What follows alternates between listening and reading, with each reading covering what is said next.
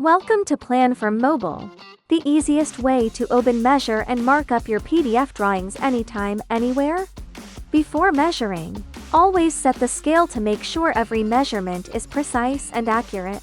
After setting the scale, tap the measure button and choose length. Simply tap 2 points on the drawing to measure the distance between them.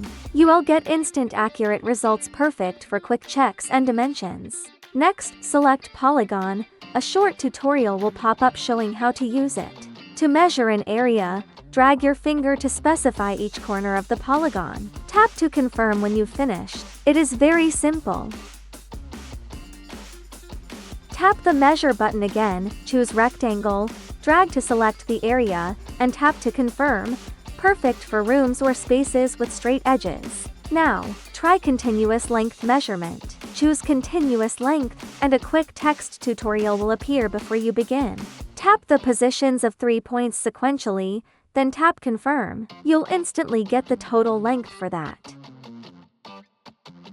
PlanForm also lets you mark up and annotate your drawings. You can draw freehand, add clouds, or insert text notes.